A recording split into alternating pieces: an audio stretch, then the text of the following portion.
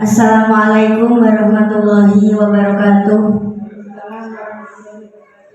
Alhamdulillahirabbil alamin wassalatu wassalamu ala asrofil anbiya'i wal mursalin sayyidina wa maulana Muhammadin wa ala alihi washabihi ajmain, amma ba'du. Yang terhormat Bapak Kepala SD Negeri Semen Kidul, yang kami hormati Bapak Ibu Guru SDN Semen Kidul. Puji syukur kehadirat Allah Subhanahu wa Ta'ala yang telah melimpahkan rahmatnya sehingga pada pagi hari ini kita dapat berkumpul dalam acara aksi nyata modul 1.4 budaya positif calon guru penggerak angkatan 9 Kabupaten Bojonegoro dalam keadaan sehat walafiat. Sholawat serta salam semoga tetap tercurah ke hadirat beliau Rasulullah Shallallahu Alaihi Wasallam. Semoga telah kita mendapatkan syafaatnya di yaumul qiyamah. Amin amin ya robbal alamin. Saya di sini sebagai pembawa acara akan membacakan susunan acara pada pagi hari ini. Acara pertama pembukaan, acara kedua sambutan, acara ketiga penyampaian aksi nyata budaya positif oleh CGP Angkatan 9 Kabupaten Bojonegoro yaitu Bapak Munasir SPD. Acara yang keempat penutup. Untuk mengawali acara pada pagi hari ini, marilah kita buka dengan bacaan basmalah. Bismillahirrahmanirrahim. Acara yang kedua sambutan dari Kepala SD Negeri Semen Kidul yang akan disampaikan oleh beliau Bapak Eko Sugeng Priyono. Kepada beliau kami persilakan.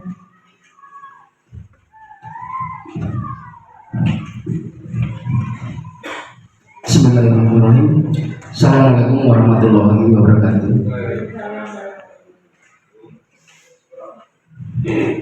Syukur alhamdulillah atas segala rahmat Allah Subhanahu wa Ta'ala yang masih melimpahkan rahmat, hidayah, inayah taufiknya kepada kita semua sehingga pada pagi hari ini kita masih dapat berkumpul dalam acara aksi nyata calon CGP kita Angkatan 9 Bapak Munasir dalam keadaan sehat walafiat.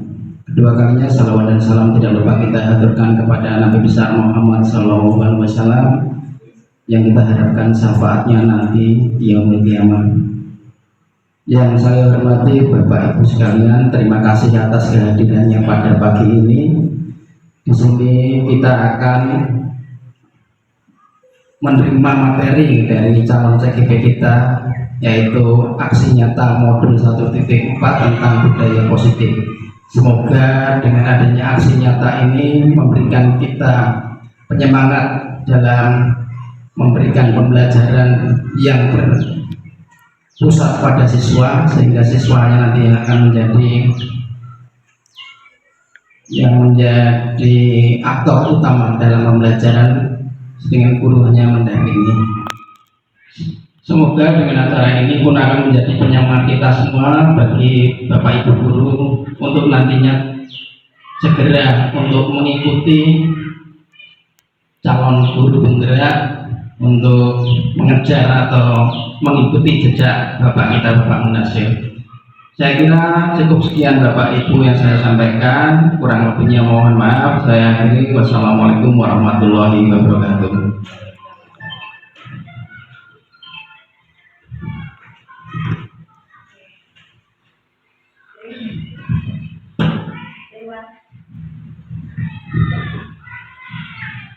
Terima kasih disampaikan. Acara yang ketiga penyampaian aksi nyata modul 1.4 budaya positif oleh Bapak Munasir SPD.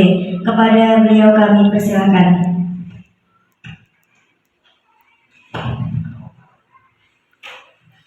Assalamualaikum warahmatullahi wabarakatuh. Puji syukur alhamdulillah di pagi hari ini kita masih diberi kesehatan oleh Allah Subhanahu wa Ta'ala bisa hadir di ruang kelas 6 dalam keadaan sehat walafiat. Tentunya semua itu atas nikmat Allah yang luar biasa, yaitu nikmat sempat, nikmat umur panjang dan nikmat sehat. Patut kita bersyukur dengan ucapan hamdalah bersama alhamdulillahirabbil alamin. Kedua kalinya salawat dan salam semoga tetap tercurah kepada Nabi besar Muhammad sallallahu alaihi wasallam yang mana atas petunjuknya, atas bimbingannya kita semua mengerti mana yang benar itu benar dan mana yang salah adalah salah. Ketiga kalinya izinkan Yang terhormat Bapak Kepala Sekolah SDN Semen Kidul, Bapak Eko Sugeng Priyono, SPD SD, dan Bapak Ibu Dewan Guru SD Negeri Semen Kidul yang kami hormati. Izinkan dalam kesempatan ini saya akan memaparkan yaitu aksi nyata modul 1.4 budaya positif. Dalam budaya positif ini tentu adalah cara kita mengimplementasikan kepada siswa-siswi dalam apa itu berbudaya positif. Yang pertama yaitu terkait disiplin positif dan nilai-nilai kebajikan universal. Disiplin positif yang berarti kita mengedepankan kedisiplinan dalam bekerja dan tepat waktu, melaksanakan tugas dengan sungguh. Hal itu juga bisa menjadikan motivasi kita bersama, yaitu terkait dengan disiplin positif.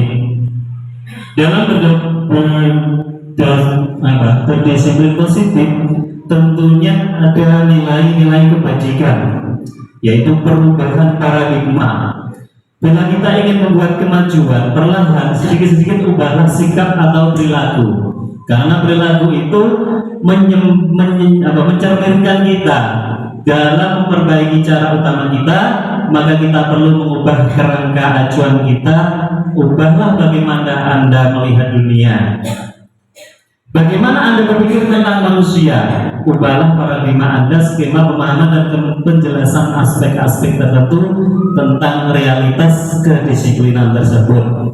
Karena kita sebagai seorang pendidik tentunya sebagai teladan. Apa kita disiplin waktu, insya Allah anak-anak juga akan mencontoh kita. Oh, ternyata Bapak Ibu guru hadir lebih awal. Hal itu menunjukkan kedisiplinan kita. Kedisiplinan juga mempunyai makna. Tujuan dari disiplin adalah positif, adalah menanamkan motivasi yang ketiga pada murid kita, yaitu untuk menjadi orang yang mereka inginkan dan menghargai diri sendiri dengan nilai-nilai yang mereka percaya. Dengan kedisiplinan itu murid-murid menjadi motivasi. Mereka memiliki motivasi intrinsik yang berdampak jangka panjang. Motivasi yang tidak akan berpengaruh pada anaknya hukumnya atau hadiah. Jadi kalau anak terlambat tentunya memberi hukuman yang mendidik, tapi bukan hukuman yang tidak mendidik. Hal itu kita harus mempunyai konsep, yaitu bukan suatu peraturan, namun kita rubah menjadi keyakinan kelas bersama.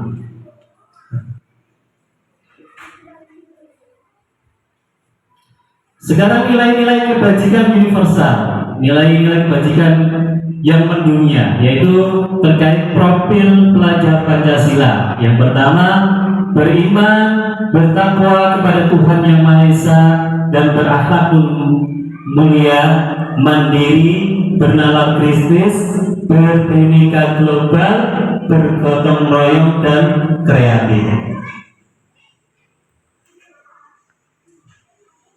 Teori motivasi hukuman dan penghargaan restitusi. Yang kedua, yaitu memberi motivasi perilaku manusia. Satu, eksplorasi mandiri.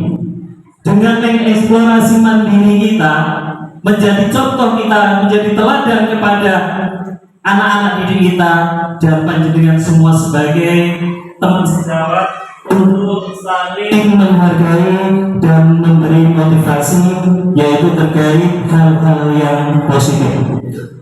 Yang kedua, untuk mendapatkan imbalan atau penghargaan dari orang lain. Dengan motivasi tersebut, kita akan memperoleh penghargaan dari teman, dari orang lain. Oh, guru tersebut datang tepat waktu.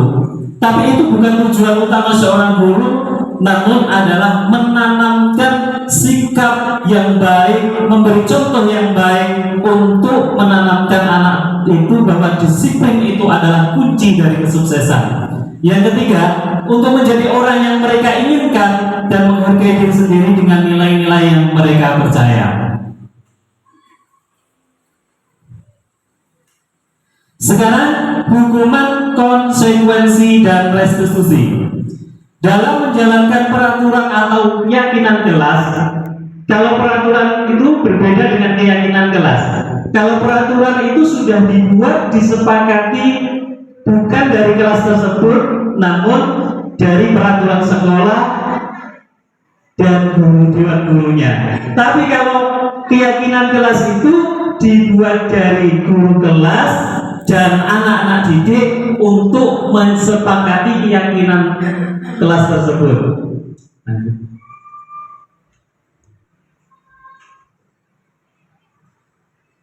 Keyakinan kelas, pembentukan keyakinan kelas atau sekolah.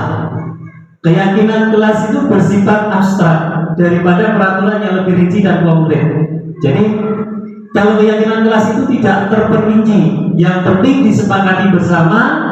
Yang kedua, keyakinan kelas berupa pertanyaan universal.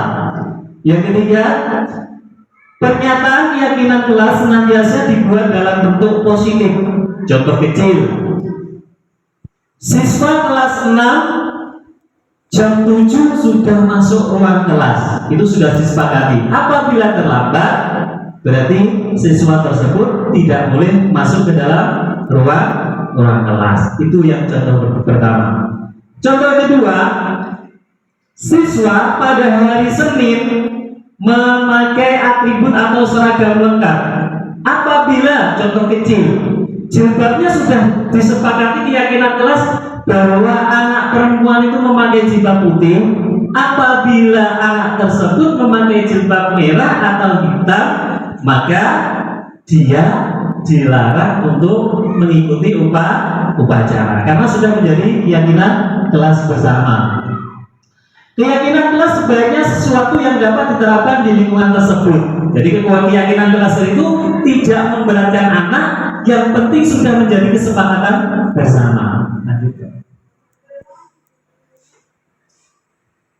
Yang keempat, kebutuhan dasar manusia. 5 kebutuhan dasar manusia. Seluruh tindakan manusia itu memiliki tujuan tertentu. Semua yang kita lakukan adalah usaha terbaik kita untuk mendapatkan apa yang kita inginkan. Ketika kita mendapatkan apa yang kita inginkan, sebetulnya saat itu kita sedang memenuhi satu atau lebih dari satu kebutuhan dasar kita itu. Yang pertama, kebutuhan untuk bertahan hidup. Yang kedua, kasih sayang dan rasa diterima. Yang ketiga, kebebasan. Yang keempat, kesenangan. Dan yang kelima, penguasaan. Jadi dari 5 tersebut, ketika seorang murid melakukan suatu perbuatan yang bertentangan dengan nilai-nilai kebajikan atau melanggar peraturan, hal itu sebenarnya dikarenakan mereka gagal untuk memenuhi kebutuhan dasar mereka.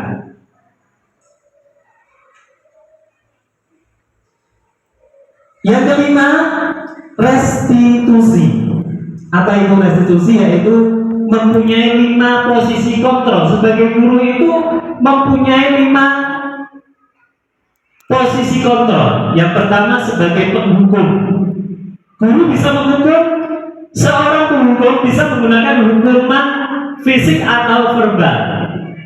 Orang-orang yang menjalankan posisi penghukum senantiasa mengatakan bahwa sekolah memerlukan sistem atau yang dapat lebih menekan murid-murid lebih dalam lagi. Yang kedua, pembuat rasa bersalah. Pada posisi ini biasanya guru akan bersuara lebih lembut. Pembuat rasa bersalah akan menggunakan keheningan yang membuat orang lain merasa tidak nyaman, bersalah atau rendah diri. Yang ketiga, restitusi yang ketiga yaitu teman. Kita sebagai pendidik, guru juga bisa menjadi teman kepada anak didik kita. Untuk apa? Untuk tidak menyakiti murid, namun akan tetap berupaya mengontrol murid melalui persuasi. Posisi teman pada guru bisa negatif atau positif. Positif di sini berupa hubungan baik yang terjalin antara guru dan murid. Guru di posisi teman menggunakan hubungan baik dan humor untuk mempengaruhi seseorang. Dengan tindakan kita yang mengibaratkan murid itu sebagai teman kita, maka murid-murid yang melakukan kesalahan dengan kesadaran dirinya akan tersadar, oh saya melakukan kesalahan tersebut. Next.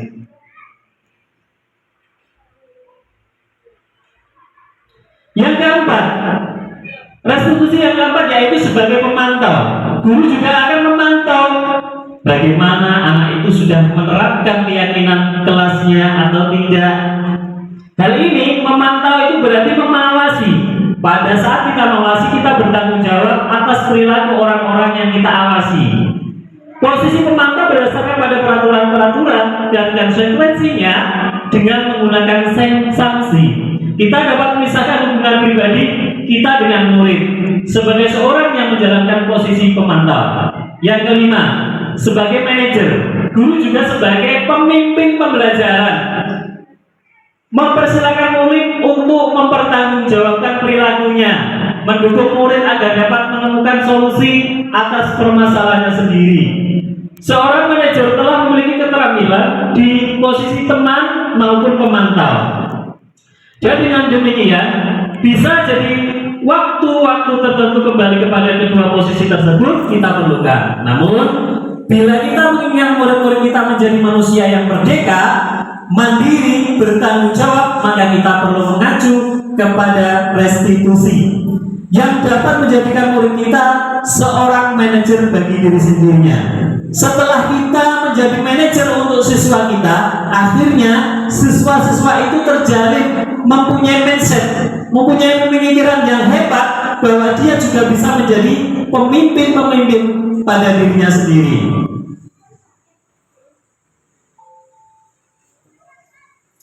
Yang keenam yaitu segitiga restitusi. Apa itu segitiga restitusi?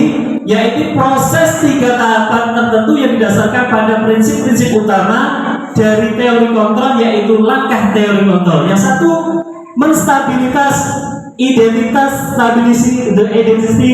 Kita semua akan melakukan hal terbaik yang bisa kita lakukan. Yang kedua, validasi tindakan yang salah. Semua perilaku mempunyai alasan. Yang ketiga, menanya keyakinan kelas kita untuk sebagai motivasi internal. Jadi segitiga restitusi itu mempunyai 3 tahapan. Yang pertama, menstabilkan. Jadi kita menanya, apa kesalahan kamu? Nah, apa yang kamu perbuat itu merugikan orang lain apa tidak? Kita menstabilkan. Karena apa? Dengan menstabilkan itu, dia akan tergugah hatinya bahwa yang dilakukan adalah salah. Jadi kita itu mencuri hatinya dalam untuk menyebutkan kesalahan-kesalahannya. Yang kedua, tindakan yang salah. Dia sadar bahwa tindakan yang dilakukannya itu salah. Tujuan utama itu adalah bahwa dia menyadari. Kita juga harus memberi motivasi dengan mengatakan, nah, semua orang itu pernah melakukan kesalahan. Dalam kesalahan itu, mari kita melakukan perbaikan diri. Yang ketiga, menayakkan keyakinan kelas. Nah, apakah yang kamu lakukan itu sudah melanggar keyakinan kelas yang kita kesepakati bersama? Jadi dari ketiga ini, sebagai guru harus memahami segitiga restitusi. Dari yang terakhir terkait segitiga restitusi, yaitu semua panjenengan semua diharapkan nantinya tetap belajar terkait dengan segitiga restitusi, yaitu terkait pertama yaitu menstabilisasikan keadaan kelas, yang kedua sebagai pemantau, yang ketiga mengambil tindakan. Semoga apa yang saya sampaikan menjadi wawasan panjenengan semua, menjadi motivasi panjenengan semua, dan tentunya menjadi panjenengan lebih paham terkait bagaimana kita menangani problem-problem masalah di lembaga kita sendiri, khususnya di kelas-kelas panjenengan. Terima kasih atas waktunya. Wafaqallahu ma yuhibbu wa yarda. Wassalamualaikum warahmatullahi wabarakatuh.